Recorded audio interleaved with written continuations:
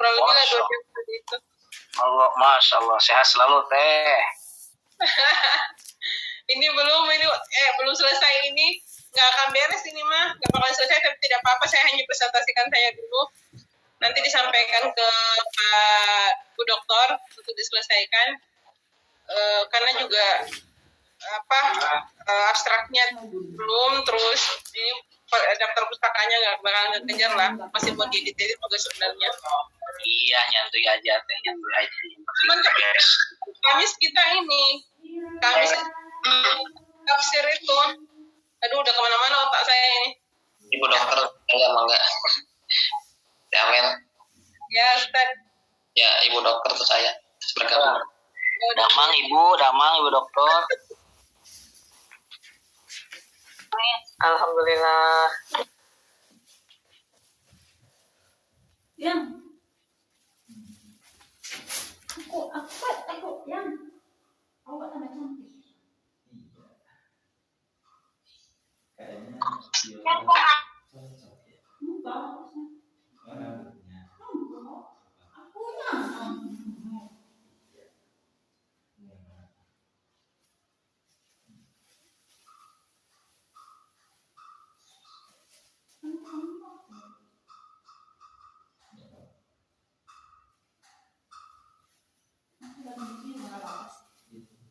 kamu aja silakan di sana ya.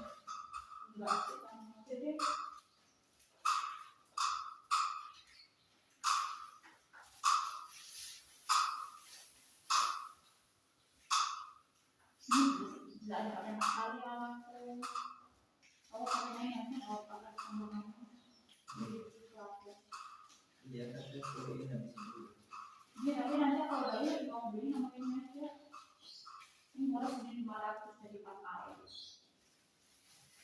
Saya tahu ini langsung benar dunia Sunda. Kamu coba kamu. Ini katanya aku masuk. Tapi kan sebetulnya aku pernah ya kan.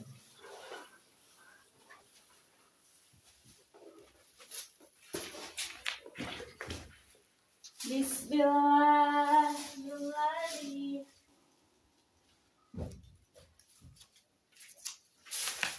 Itu di sana kalau ada sholatnya buat umum, Sholat sana aja nggak apa-apa. ada makanannya enggak ya? Ini nanti kalau nggak ada berarti sholat sini. Tanya dulu.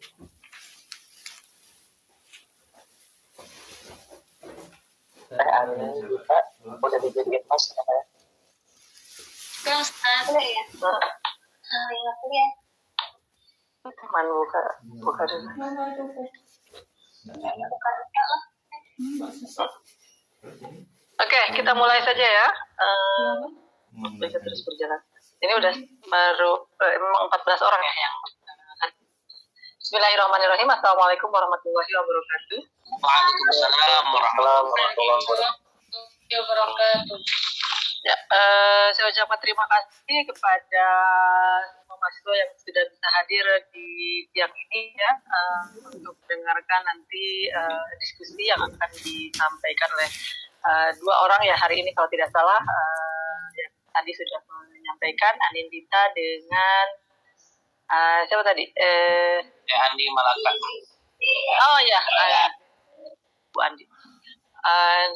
Hari ini kita sudah memasuki diskusi berkaitan dengan hermeneutika filosofis ya, dan yang akan kita diskusikan itu dari 2 tokoh, yakni Heidegger dan Gadamer.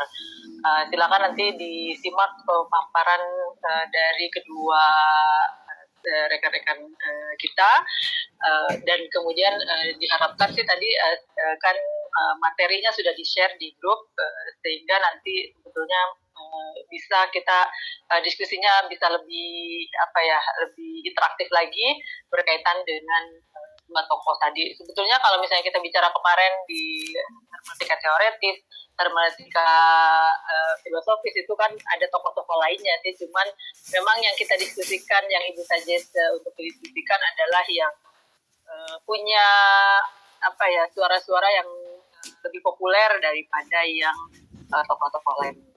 Baik, untuk memanfaatkan kesempatan silahkan dipandu oleh salah satu atau mungkin di antara berdua juga ada yang akan jadi moderator.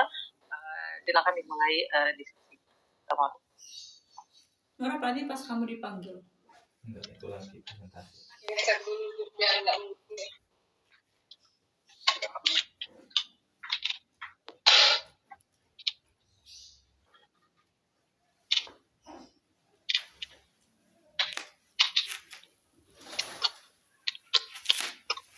Oh ini. Ini Soalnya bisa di ini.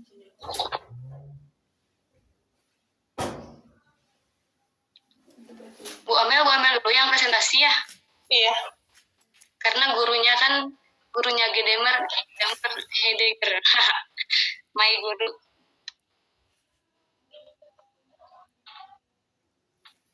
Bismillahirrahmanirrahim. Assalamualaikum warahmatullahi wabarakatuh. salam. Alhamdulillah senantiasa Allah Subhanahu wa taala atas segala limpahan rahmat hidayahnya. Hari ini kita bisa melanjutkan diskusi kita tentang tokoh hermeneutika yang kemarin mungkin sudah ada 2 tokoh yang dibahas oleh rekan kita Ustadz Aman sama Ustadz Rumi. Hari ini 2 tokoh lagi. Pertama mungkin saya mohon izin saya duluan, lalu kemudian saya Anindita.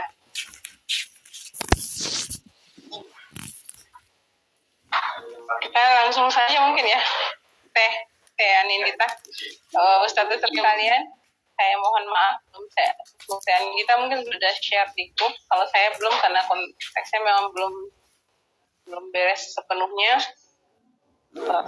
Saya akan bacakan saja hari ini, lalu kemudian membahas tentang tema hermeneutika Martin Heidegger dan penerapannya terhadap kajian Al-Quran. Kalau berbicara tentang tentang tokoh kita ini, itu memang hampir sama dengan kemarin mereka lebih berfokus pada berfokus pada kajian filosofisnya juga. Nah, perbincangan mengenai hermeneutika itu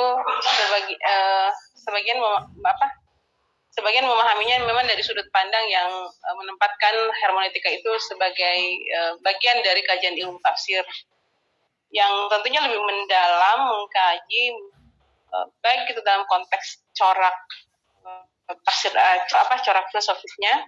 Sementara ketika menyinggung mengenai pembahasan tafsir baik secara nalar manusianya, tentu ada satu tabel yang lebih kita pahami bersama-sama. Ya, kemarin diungkapkan juga oleh 2 mapar kita. Itu tentu berbicara substansinya pada konteks kajian teks Qur'annya yang difahami sebagai salah satu variabel dalam keragaman beragama, baik itu kalau kemarin bahasanya Ustadz Rumi, memang ketika dibawa dalam kajian hukum fikihnya itu akan lebih ada beberapa benturan-benturan karena bersifat pada sosok tokohnya itu sendiri. Tapi memang kita pahami bersama-sama bahwa lahirnya perkembangan pemikiran manusia hari ini memang menimbulkan pola pendekatan paradigma baru dalam konteks memahami Al-Quran itu sendiri, baik itu pendekatan tekstual, pendekatan yang lain dan sebagainya. Tentunya bahwa hermeneutika lahir itu memberikan nuansa baru pada konteks kajian ayat-ayat Al-Quran. Nah, kalau kita berbicara tentang penafsiran Al-Quran dalam tradisi keilmuan, itu tidak terlepas dari dari tafsir dan takwil itu sendiri.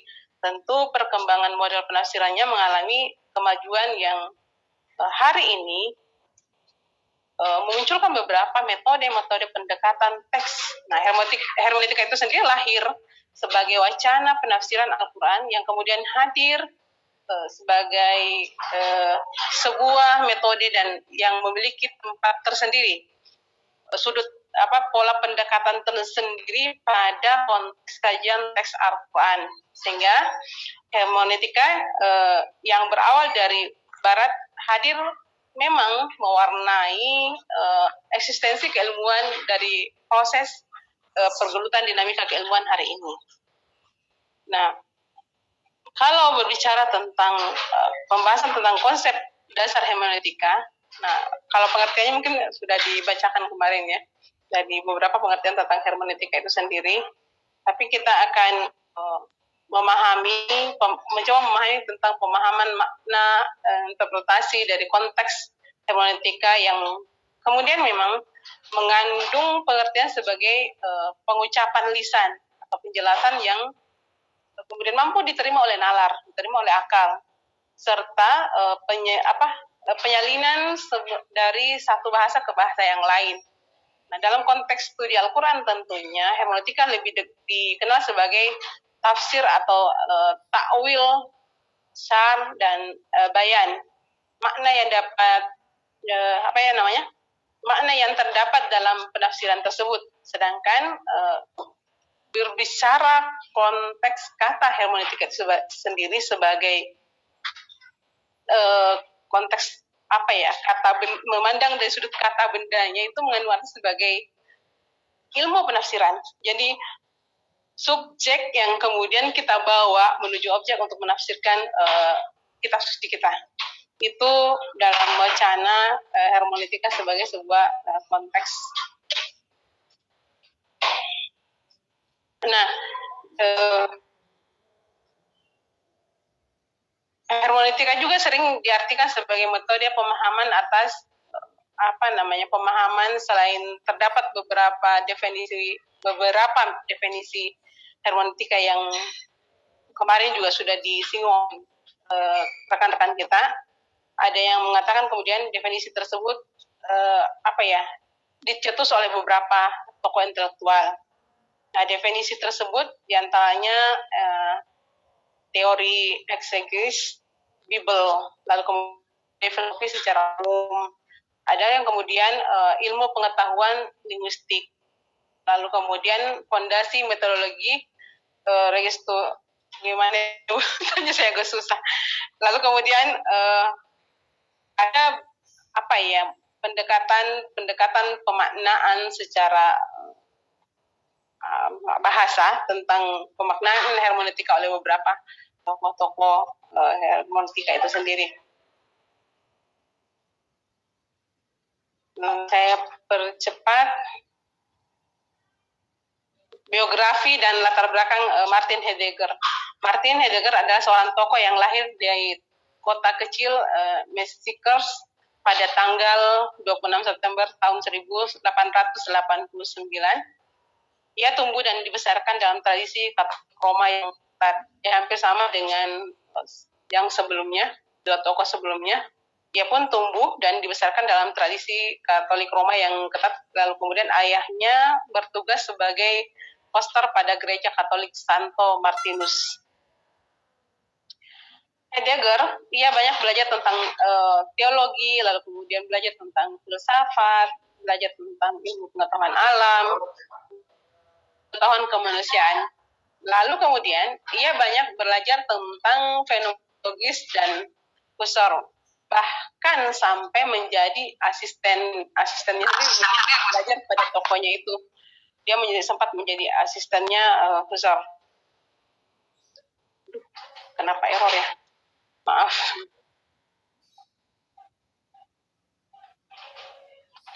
Ini jadi error.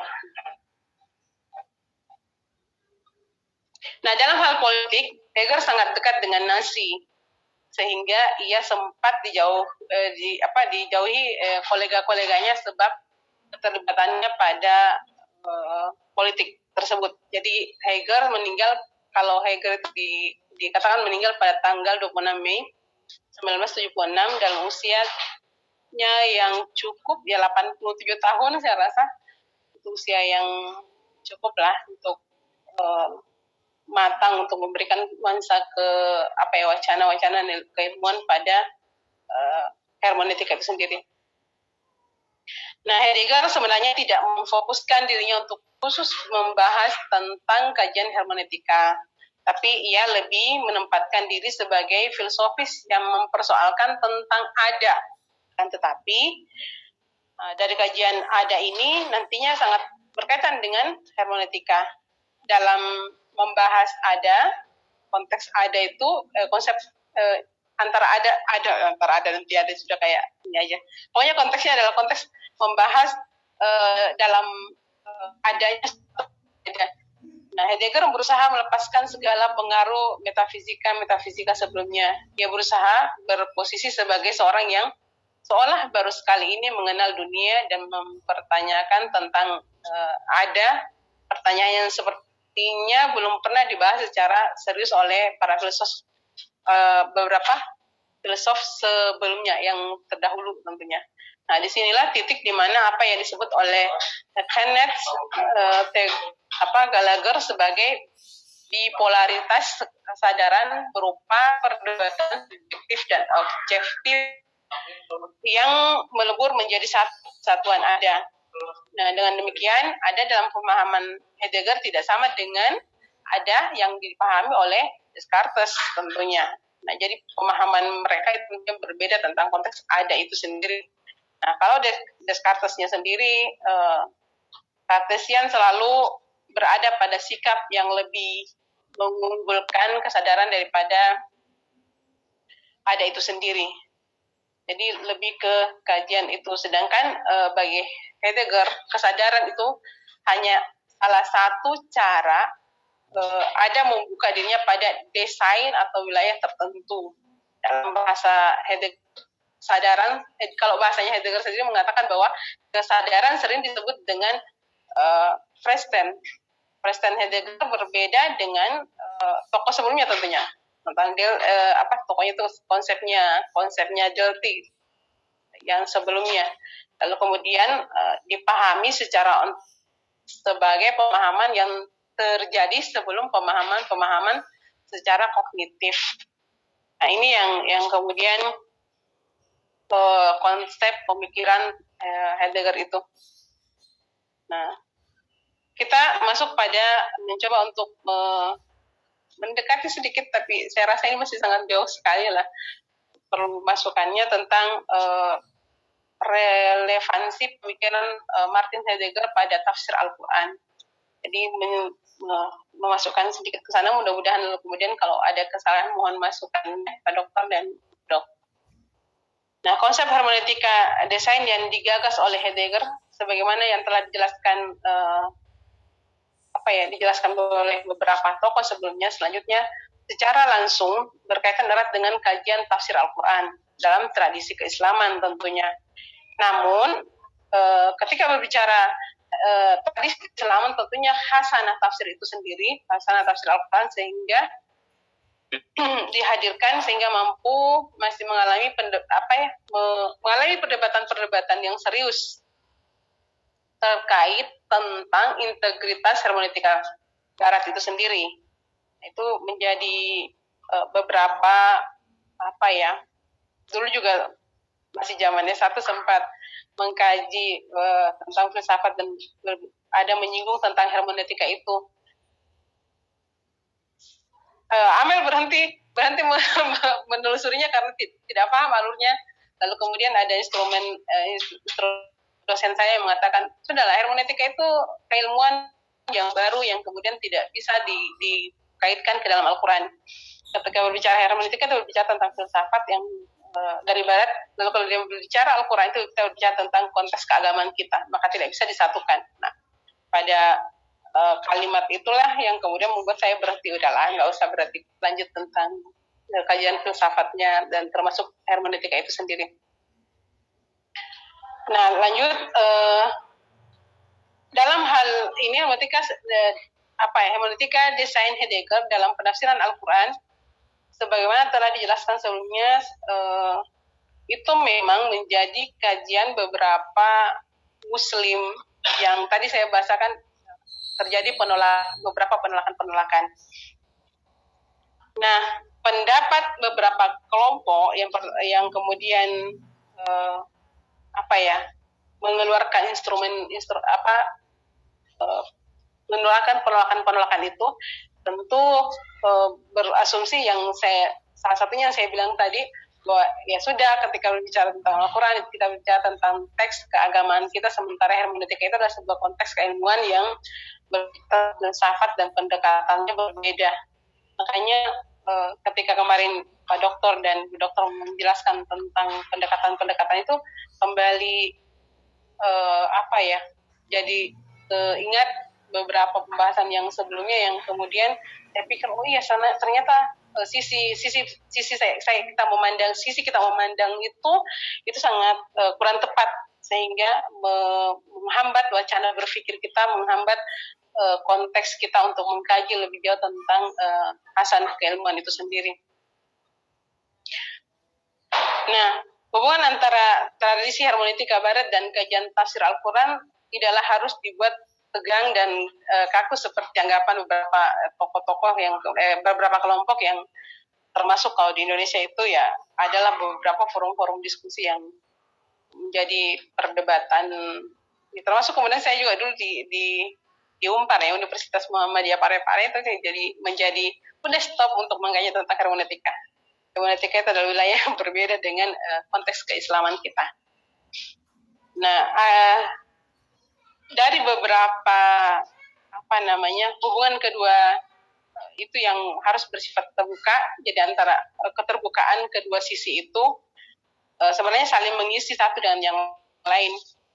Dan kita Amel mencoba untuk dijelaskan dimensi-dimensi hermeneutika desain Heidegger yang memiliki relevansi dengan kajian tafsir Al-Quran.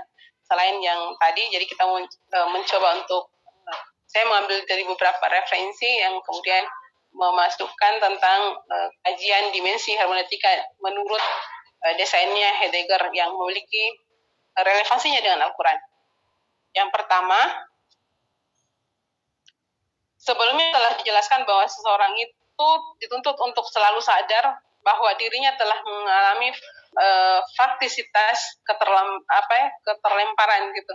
Dia harus senantiasa menyadari bahwa kebudayaan atau lingkungan tempat dia hidup terlempar sangat berpotensi mempengaruhi pola pemahamannya. Jadi di mana dia berada, di mana dia tinggal, maka itu akan membawa paradigma berpikir dia ke arah sana.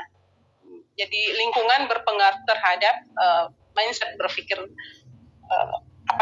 manusianya. Nah, teori hermeneutika desain ini yang jelas dapat memperkuat salah satu konsep metodologi yang selama ini telah ada dalam kajian tafsir Al-Quran. Nabi Muhammad pernah mengatakan, barang siapa yang menafsirkan Al-Quran dengan ra'yunnya, maka bersiap-siaplah untuk menempati neraka. Nah, hadis tersebut di era sepeninggalan Nabi hingga awal abad kedua Hijriyah membuat para sahabat enggan menafsirkan Al-Quran dengan menggunakan yang oleh mereka itu diterjemahkan sebagai akal atau ijtihad. Nah, ini terlihat dari sikap sebagian sahabat yang membenci penafsiran dengan ra'yi atau dengan akal tersebut, seperti misalnya Abdullah bin Umar yang tidak menafsirkan Al-Quran dengan keengganan Abu Bakar ketika ditanya tentang makna suatu ayat yang tidak dari Nabi. Nah, kata ra'yi dalam hadis tersebut tidaklah terdapat diartikan dengan kalimat yang positif.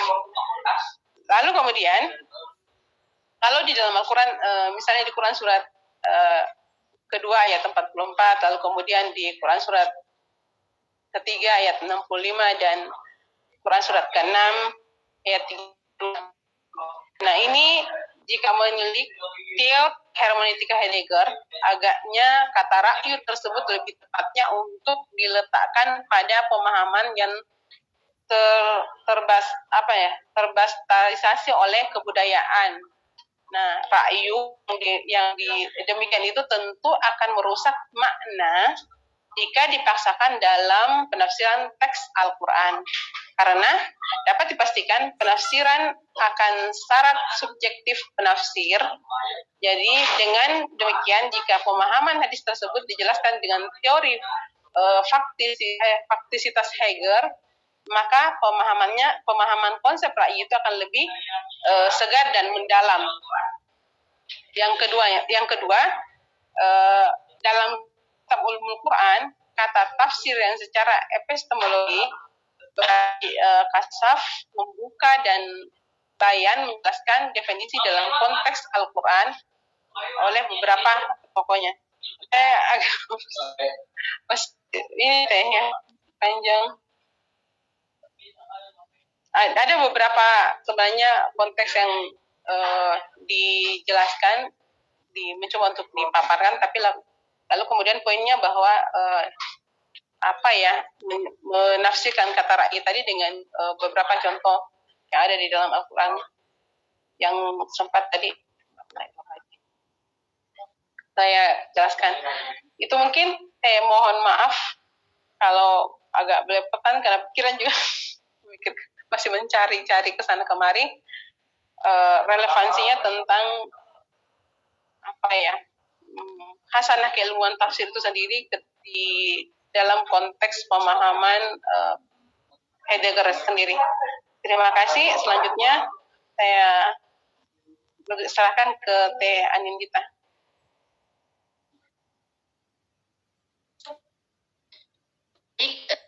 Terima kasih Teh Amel. Sebentar saya share screen dulu ya.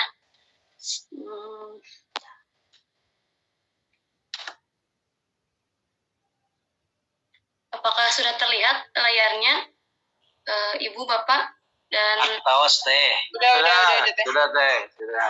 Ya. Bismillahirrahmanirrahim. Assalamualaikum warahmatullahi wabarakatuh. Waalaikumsalam warahmatullahi wabarakatuh. Waalaikumsalam. Terima kasih kepada Bu Amel yang telah memberikan waktunya kepada saya untuk sedikit menjelaskan atau berdiskusi mengenai hermeneutika filosofis Hans-Georg Gadamer. Saya nggak tahu gimana cara ngomong yang betul, tapi mungkin mudah-mudahan kalau salah mohon dikoreksi. Oke, terima kasih juga kepada Dokter dan Pak Dokter yang telah memberikan saya kesempatan untuk memaparkan materi atau makalah yang mungkin saya rasa masih kekurangannya. Jadi untuk itu apabila ada kesalahan, kekurangan mohon dikoreksi dan juga diberi masukan supaya lebih baik. Oke, kita masuk saja ke pembahasan pertama, akan membahas tentang sekilas Gadamer. Seorang Hans-Georg Gadamer, seorang filosof dan tokoh hermeneutika modern yang lahir di Marburg pada tanggal 11 Februari 1900. Nah, beliau itu hidup selama 102 tahun, cukup panjang hidupnya ya. Nah, beliau juga merupakan keturunan ilmuwan, itu ayahnya itu merupakan seorang profesor dan peneliti kimia gitu. Nah, lalu background keluarganya pun berasal dari beragamakan, walaupun memang tidak terlalu religius ya. Jadi mereka itu sekeluarga itu menganut agama Akabudi ya, atau Venus religion, itu bacanya nggak tahu gimana, mungkin saya salah, mohon maaf. Nah, selanjutnya, beliau itu sempat juga menyukai strategi militer, namun lama-kelamaan beralih juga ke susastraan atau sejarah seni, psikologi, filsafat, dan lain sebagainya. Sampai saat beliau bertemu dengan gurunya itu Heidegger ya, yang tadi yang sudah dijelaskan oleh Bu Amel. Nah, perjumpaan Gadamer dan Heidegger ini membuat suatu perubahan dalam hidup Gadamer ya, dan Heidegger itu meninggalkan bekas yang mendalam di dalam hatinya, di dalam hati Gadamer itu. Nah, selanjutnya kita akan membicarakan tentang karya-karyanya ya. Karya-karyanya itu diantaranya ada Warhead and Method ya, dan lalu juga Gadamer itu menerbitkan buku yang kalau nggak salah itu buku Plato, dialektis, etika dialektis dan hermeneutis studies. Etika dialektis dan studi-studi lain tentang filsafat Plato. Kemudian juga beliau lahirlah juga sebuah karya yaitu Dialektika Hegel atau 5 studi hermeneutika, dan berbagai artikel yang sudah ditulis lalu diterbitkan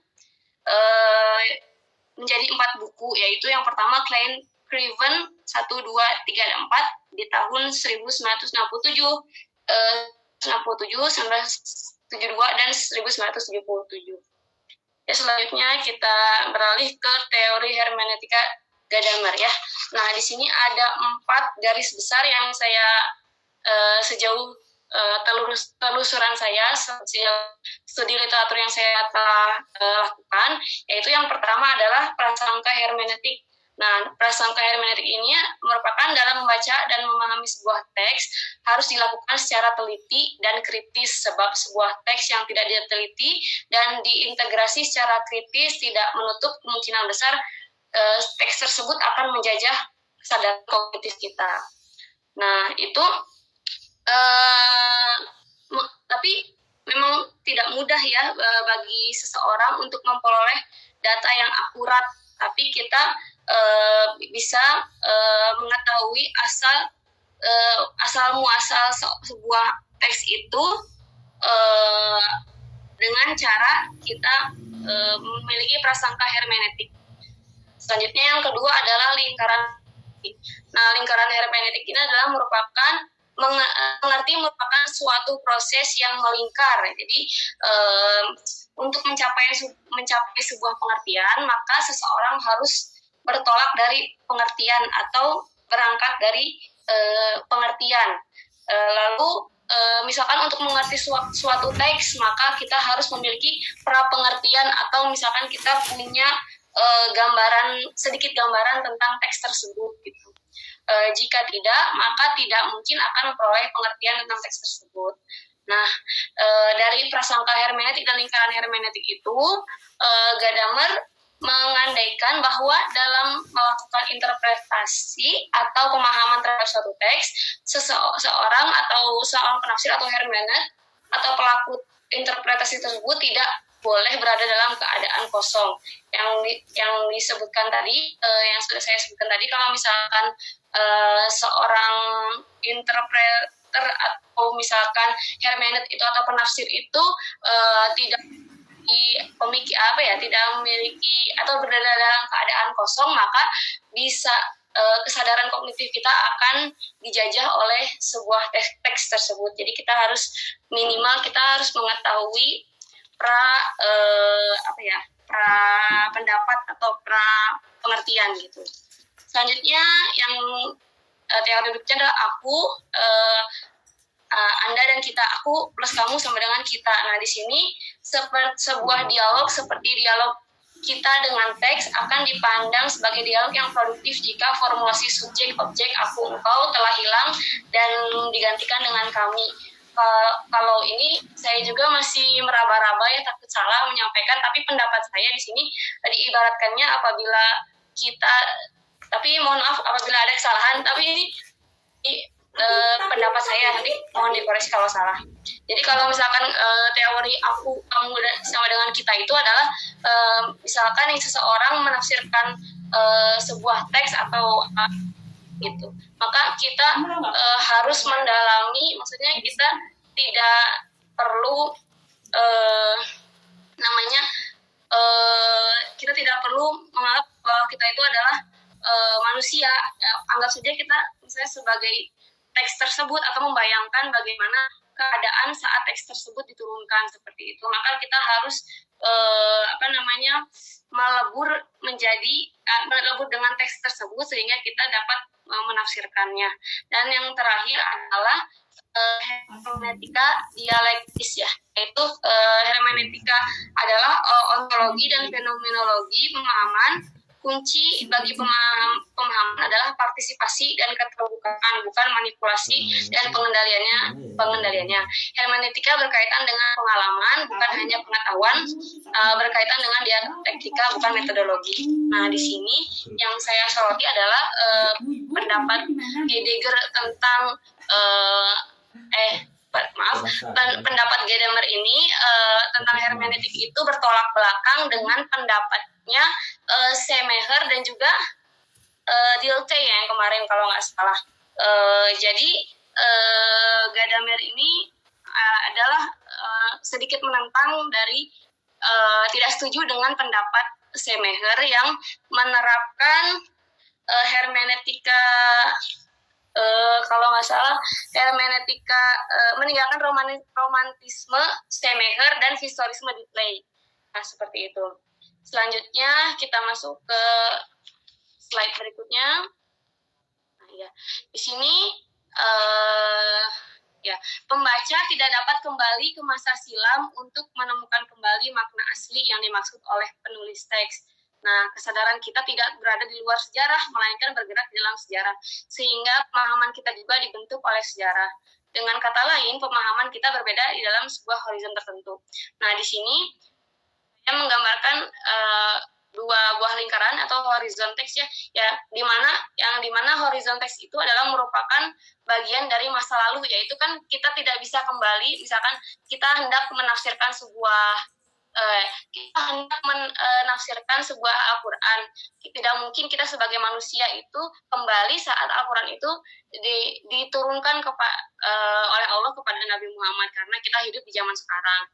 Otomatis kita tidak bisa kembali ke masa lalu. Akan tetapi kita memiliki horizon juga, horizon penafsir, yaitu masa kini. Dan di masa kini ini kita dapat menggabungkannya, mensejajarkannya menjadi sebuah hasil atau pemikiran yang akan dapat bermanfaat di masa depan. Jadi saya gambarkan ada dua buah lingkaran ini yang saling bertemu dan mendapatkan hasil untuk di masa depan, seperti itu. Nah, selanjutnya fusion of horizon adalah bahwa memahami merupakan aktivitas peleburan antara horizon masa lalu dan teks dan horizon masa kini dari pembaca. Nah, jadi peleburan di sini itu jadi bersatu ya. Jadi seorang penafsir itu harus teks itu bisa saling meleburkan. Jadi dari teks itu bisa kita memahami teks itu harus melihat juga dari konteksnya pada saat dulu dan kita lihat juga dari konteks zaman sekarang, seperti itu. Selanjutnya, tidak ada pemahaman yang steril atau objektif seutuhnya. Dan yang selanjutnya, proses memahami itu justru bergerak dalam horizon. Interpretasi bukanlah rekonstruksi atau representasi, melainkan sebuah upaya produksi untuk menghasilkan makna baru. Ya, yang tadi saya sebutkan. Jadi, menurut Gadamer dalam Vision of Horizon, interpretasi bukanlah rekonstruksi atau representasi, melainkan sebuah upaya memproduksi makna baru. Ya, di sini yang di lingkaran tengah ini masa depan, seperti itu. Selanjutnya kita masuk ke dalam, sama juga masih di Vision Horizon. Nah, kedua horizon tersebut berdiri dalam realitas sejarahnya masing-masing. Nah, Gadamer menyebut realitas sejarah tersebut dengan sebutan sejarah efektif history. Nah, efektif history ini recording in progress. Konsep ini dipahami untuk melihat tiga kerangka melihat tiga kerangka waktu yang mengitari teks historis. Nah, pertama adalah masa lampau di mana teks tersebut dilahirkan dan makna teks bukan hanya milik pengarang, melainkan juga milik setiap orang yang membacanya.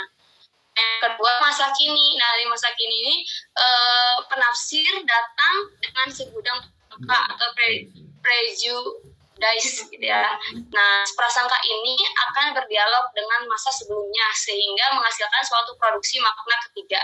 Nah, di sini yang saya sebutkan di masa kini ini seorang penafsir datang prasangka di sini tuh ya tadi kayak pra pengertian, atau misalkan dia memiliki ilmu-ilmu lain seperti misalkan pendukung dari dalam menafsirkan teks tersebut, misalkan ilmu bahasa, ilmu balaghah, dan lain sebagainya. seperti itu. Nah, yang ketiga itu adalah masa depan, yaitu di mana tempat nuansa baru yang produktif, yaitu yang tadi saya sebutkan dapat sebuah pemikiran atau produk yang baru yang sesuai dengan langkah-langkah yang ada, maksudnya menafsirkannya juga, hasilnya juga sesuai dengan segala peraturan yang berlaku atau layak gitu, seperti itu. Nah, pemahaman akan lahir melalui dialektika antara masa lampau dan masa kini sehingga menghasilkan makna untuk masa depan. Lingkaran hermeneutis juga dan lingkaran waktu tersebut terus berputar sehingga makna yang dihasilkan pun akan terus berkembang, karena kita sekarang ya penafsiran Al-Quran itu beragam seiring berjalannya waktu, karena memang lingkaran hermeneutis itu dan lingkaran waktu itu terus berputar ya. Jadi ilmu dalam menafsirkan Al-Quran juga metode-metodenya sudah banyak yang baru, jadi terus berkembang sampai dari masa ke masa seperti itu. Nah, cara kerja dari fusion of horizon adalah dengan memahami sejarah teks lampau dan mendialogkannya dengan sejarah saat ini sehingga yang terjadi adalah produksi makna baru. Nah, bagaimana horizon teks dan penafsir dapat bertemu dan melebur? Nah, di sini yang digunakan adalah mediumnya adalah bahasa yang dituangkan ke dalam teks dan pengalaman hermeneutis seperti itu. Nah, selanjutnya kita akan masuk ke dalam visibilitas hermeneutik dalam tafsir Al-Quran. Seperti itu ya. Ya mendingan cuma tanda gede itu. Ya. Ada contoh sebelum kita masuk ke visibility hermeneutika dalam tafsir Al-Quran, ada contoh peleburan horizon adalah contoh peleburan horizon adalah penelitian yang dilakukan oleh Clifford Geertz. Nah, dalam salah satu pembahasannya, ia adalah seorang Amerika dan banyak belajar sastra Barat, memahami struktur drama Shakespeare untuk memahami struktur pertunjukan wayang Jawa. Nah, hasil interpretasinya merupakan peleburan antara horizon Jawa dan horizon Geertz sebagai peneliti. Disinilah contribution of knowledge dari Geertz ketika mengkaji sebuah tradisi Jawa. Seperti itu. Mungkin selanjutnya kita akan masuk ke visibilitas hermeneutika dalam tafsir Quran. Nah, yang pertama ini adalah teori kesadaran atau keterpengaruhan oleh sejarah. Jadi, seorang penafsir itu dalam menafsirkan Al-Quran harus, terutama menafsirkan Al-Quran ya, harus berhati-hati. Tapi di sini bukan hanya menafsirkan Al-Quran, melainkan menafsirkan segala macam teks itu harus hati-hati, karena dalam menafsirkan teks jika tidak melakukannya dengan hati-hati maka akan merusak atau terpengaruh oleh prapemahaman sejarah atau pengetahuannya. Jadi ilmu yang dia sampaikan itu atau ilmu interpretasi dia tidak akan betul atau bisa dipakai atau untuk banyak orang gitu. Jadi intinya dalam menafsirkan itu dan keterpengaruhan oleh sejarah. Jadi tidak harus berhati-hati saat penafsir. Nah, selanjutnya horizon dan dirasat Maulan Nas. Nah, di sini dirasat Mafi Al-Nas itu adalah studi atas apa yang ada di dalam teks, yakni menganalisis aspek-aspek kebahasaan teks. Nah, jadi kan tadi disebutkan sebelumnya bahwa medan dari horizon itu bisa menyeberang itu antara horizon teks dan horizon penafsir itu adalah bahasa. Salah satunya kan. Nah, di sini adalah di Rosat Mafi Nas itu studi apa yang ada dalam teks itu menganalisis aspek kebahasaan. Sedangkan di Rosat Mafi An-Nas studi atas sesuatu yang melingkupi teks berupa analisis terhadap aspek historis yang melingkupinya. Misalkan nuzul, kondisi bangsa Arab saat Al-Quran turun dan sebagainya. Dan yang terakhir adalah aplikasi Anwandung dan interpretasi makna Cumagza. Nah, di sini setelah seorang penafsir menemukan makna yang dimaksud oleh sebuah teks, kemudian dilakukan pengembangan penafsiran atau reaktualisasi reaktualisasi atau reinterpretasi dengan tetap memperhatikan kesinambungan makna baru ini dengan makna asal sebuah teks. Jadi walaupun memang seorang penafsir itu menemukan makna baru, tapi makna baru ini juga harus memperhatikan kesinambungan makna baru ini dengan makna asal sebuah teks. Dan ya mungkin kesimpulan yang saya sampaikan adalah hermeneutika Gadamer ini menjadi salah satu tawaran alternatif untuk memahami teks secara proporsional ya. Salah satu gagasannya yaitu fusion of horizon ini dapat diaplikasikan untuk memahami setiap teks kitab suci, terutama salah satunya juga adalah teks kitab suci. Karenanya pemahaman adalah suatu tindakan aktif yang terus bergerak, tidak pernah final, sesuai dengan horizon yang mengitarinya. Ya, mungkin cukup sekian pemaparan dari saya. Mohon maaf apabila banyak kesalahan atau misalkan ada kesalahan kata atau dalam artikelnya juga masih banyak yang salah, mohon dikoreksi oleh Pak Dokter dan Bu Dokter dan juga teman-teman. Terima kasih atas perhatiannya. Wassalamualaikum warahmatullahi wabarakatuh. Waalaikumsalam warahmatullahi wabarakatuh. Waalaikumsalam warahmatullahi wabarakatuh. Baik rekan-rekan sekalian, itu dua pemaparan materi kita hari ini. Saya pribadi mengatakan bahwa intinya saya masih banyak yang belepotan untuk menyebutin tentang penyebutan tokoh atau istilah-istilah yang kemudian memang masih asing buat kita. Nah, untuk mungkin efisiensi waktu masih ada waktu enggak Pak Kosma atau langsung ke Pak Dokter sama Bu Dokter? Jawab saja dulu. Ya. Mungkin ada masukan atau kemudian sharing oleh rekan-rekan sekalian, mangga silakan.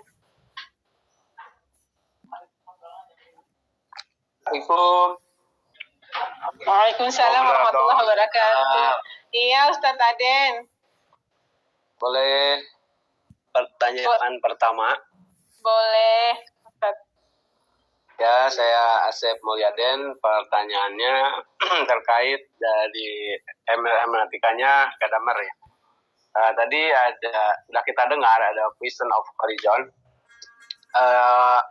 Yaitu intinya horizon text harus diselaraskan atau direalisasikan dengan horizon kita sekarang atau penafsir. Nah, ini kayak mirip-mirip teorinya double movement-nya Fajrul Rahman gitu. Nah, bagi pemateri, apakah emang ada kemiripan atau korelasinya teorinya Gadamer sama double movement-nya Fajrul Rahman itu seperti apa? Mohon ada pencerahan. Terima kasih. Selanjutnya, atau mau langsung Teh Anin? Mungkin jika ada pertanyaan lain boleh tampung dulu Bu Amel. Oh iya, baik Teh Anin. Ada masukan mungkin atau ada yang mau bantu untuk sharing? Mangga, Ted.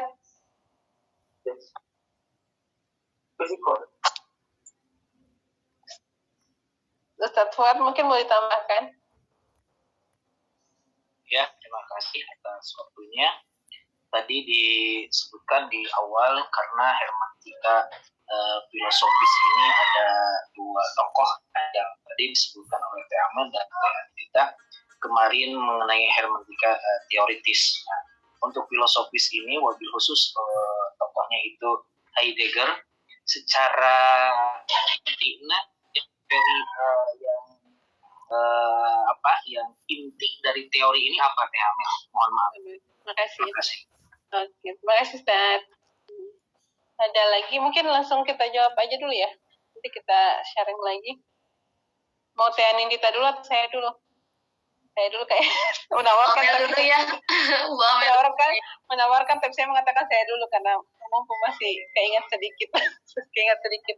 Dan tolong rekan-rekan yang lain kalau ada yang lebih paham lagi ditambahkan masukannya. Kalau teori hermeneutikanya filosofis yang diwakil oleh Martin Heidegger sendiri dan Gadamer. Nah, ketiga hermeneutika kritis yang diwakil oleh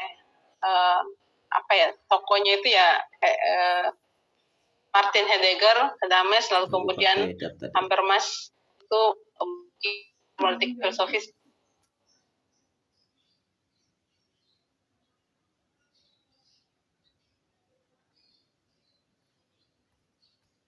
Saya sudah pakai data yang Bismillahirrahmanirrahim. Gadamer sendiri sebagai penulisnya disebut filosofis karena mereka disebutkan sebagai sebuah tokoh filosofis hermeneutika karena ia mengandaikan bahwa paham antara mengerti adalah sebuah status eksistensi atau kemudian ontologis manusia. Nah, tingkatnya desain adalah prestable yang oleh karena itu manusia yang difahami oleh Gadamer itu memaknai sebagai manusia itu gimana gambarnya, memiliki pra-pemahaman untuk memahami, kemudian ketika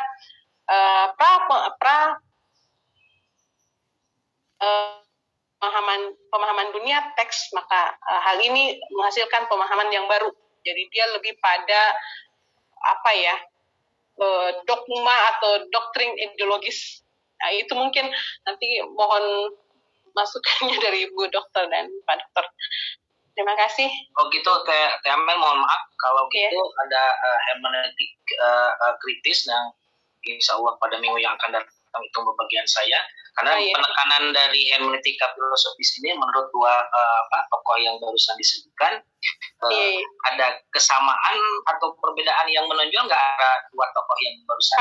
Karena dua tokoh ini kan antara murid dan guru gitu. Iya. Tadi Teteh mohon maaf sebelumnya, tadi Teteh menyebutkan kalau nggak salah tahun berapa ya, 89 itu berapa ya kelahiran itu? Aku salah nyebut. 1890. Dicek lagi, makasih. Ya, baik. Kalau yang saya kemarin sempat baca sepintas itu memang kalau Martin Heidegger dengan Gadamer itu memang memiliki kesamaan yang sangat signifikan baik dari konteks hermeneutika filosofisnya itu. Jadi ketika dia mengatakan bahwa pemahaman itu bertemu dengan pemahaman dunia teks, maka hasilnya adalah pemahaman yang akan melahirkan sebuah pemahaman yang baru. Nah, itu yang kemudian mungkin kenapa dikatakan bahwa hermeneutikanya Martin Gadamer dengan Gadamer itu sendiri, Martin Heidegger dengan Gadamer itu sendiri, itu pada konteks kritik bernuansa tentang ideologis, jadi lebih penguatan ideologis, penanaman nilai-nilai atau kalau saya boleh mengatakan bahwa seperti doktrin atau dogma yang ditanamkan oleh mereka. Nah, itu yang saya sempat pahami sedikit gitu. Begitu mungkin saya mohon maaf Ustaz kalau ini. Ya, makasih. Enggak, Teh Anindita. Baik, terima kasih Bu Amel untuk pertanyaan dari Ustadz Aden ya. Sejauh pemahaman saya nih tentang teori double movement-nya Fazlur Rahman dan juga Fusion of Horizon-nya Gadamer, memang terdapat kalau misalkan Fusion of Horizon itu dia dari horizon teks ke horizon penafsir itu disinambungkan. Kalau bedanya cuman kalau di teori double movement Fazlur Rahman ini adalah istilahnya linking the past and the present gitu ya, masa sekarang. Jadi ini hanya pendapat saya ya, kalau ada yang salah mohon dibenarkan atau diperbaiki atau dikritik gitu. Jadi menurut saya ada kemiripan di antara cara atau kedua tokoh ini dalam menafsirkan sebuah teks atau Al-Quran seperti itu. Jadi menurut saya ada kemiripan, hanya beda di istilahnya saja seperti itu. Terima kasih. Oke, terima kasih. Ustadz Fuad, sedikit saya tambahkan tadi tentang tokonya ada di saya cari dulu jurnalnya kemarin tuh di jurnalnya Faisal At-Tamimi tentang hermeneutika Gadamer dalam studi teologi politik. Itu di jurnal Studi Islamika terbitan ke-9 itu nomor 2. Dia terbit Desember 2012. Di situ dia mengatakan bahwa jika berdasarkan Heidegger digambarkan bahwa pembaca atau penafsiran selalu merupakan pembacaan ulang atau penafsiran ulang sehingga memahami lagi teks yang sama secara baru dengan makna yang baru pula. Jadi itu yang diungkapkan oleh penulis di jurnal Studi Islamika terbit nomor 9. Nomor 2 terbitan tahun 2012. Itu tambahan dari saya, Ustaz. Terima kasih. Selanjutnya sudah pukul 14.03, masih ada waktu mungkin Ustaz Roman, atau kita kembalikan ke Bu Dokter dan Pak Dokter untuk lebih ke penguatan pencerahan intelektual kita. Terima kasih, mangga Ibu. Ya, terima kasih ya pada Bu Andi dan Bu Anindita yang sudah menyampaikan bahwasannya berkaitan dengan hermeneutika filosofis. Sebelum dari saya, mungkin saya serahkan dulu ke Pak Dr. Hasan Ridwan. Pak. Oh, belum ada ya? Oke, sambil nunggu nanti Pak. Oh, mangga Bu, teraskan aja lah. Ini baru datang dari tadi ada di kendaraan, jadi mangga teraskan. Mohon izin atau Pak. Ya. Baik. Terima kasih tadi beberapa gagasannya sudah disampaikan berkaitan dengan diskusi kita hari ini ya tentang hermeneutika filosofis. Nah, kalau kita bicara hermeneutika filosofis, ini pasti kan sebagaimana dulu Pak Dr. Hasan menyatakan bahwa ini biasanya sebuah pemikiran muncul karena memang dia respons dari pemikiran sebelumnya, gitu ya. Sebetulnya trigger dari sebagai respon yang dimunculkan oleh hermeneutika teoretis yang minggu lalu kita sudah bicara, yang disampaikan oleh Schleiermacher dan juga Dilthey tentang bagaimana sih cara memahami itu, gitu ya, hermeneutikanya. Nah, pemikiran ini kalau tadi disampaikan bahwa ini memang agak berbeda gitu ya, yang disampaikan oleh baik itu oleh Heidegger maupun oleh Gadamer tentang hermeneutikanya, karena memang dia merespon hermeneutika teoretis dan kemudian sedikit termasuk mengkritisi gitu ya, mengkritisi dari apa yang sudah kita pahami kemarin, bahwa kalau di pemikirannya hermeneutika filosofis ada beberapa key konsep, namanya key konsep itu konsep-konsep utama yang mungkin kita perlu pahami dulu gitu ya. Key konsep yang pertama itu kita bicara tentang ada gitu ya. Ada itu kalau tadi disebutkan Dasein gitu. Jadi dia mulainya dari ada. Makanya nanti kita pahami bahwa yang ingin ditekankan oleh hermeneutika filosofis itu adalah tentang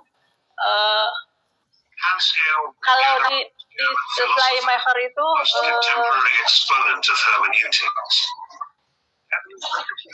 kalau di hermeneutika filosofis itu teoretis itu kan bagaimana sih cara memahami, tapi kalau di hermeneutika filosofis itu mempertanyakan eksistensi keberadaan kita gitu ya, bukan kita saja, maksudnya segala sesuatu. Jadi itu intinya dari Dasein itu, being in the world itu apa sih gitu. Makanya kemudian nanti kalau yang hermeneutika teoretis itu lebih kepada epistemologinya, bagaimana sih cara memahami itu gitu ya. Tapi kalau di hermeneutika filosofis itu lebih pada tataran ontologis. Tataran ontologis itu menanyakan apa gitu ya. Apa sih memahami itu gitu ya. Jadi yang dikaji adanya itu, memahami sebagai sesuatu yang mempertanyakan eksistensi gitu ya. Kalau kita hubungkan dengan kita sebagai manusia, mempertanyakan bagaimana sih kita memahami eksistensi keberadaan kita, yaitu dengan memahami itu adalah cara kita mengada di dunia ini, gitu, mempertanyakan eksistensi. Makanya kemudian disebut sebagai ontologi itu. Nah, karena diawali dari pemikiran tentang ada dan sein itu, maka untuk memahami hermeneutika filosofis tentu saja kita tidak bisa terlepas dari yang disebut dengan fenomenologi, gitu ya. Fenomenologi yang kemudian Heidegger itu Heidegger dan termasuk Gadamer itu banyak dipengaruhi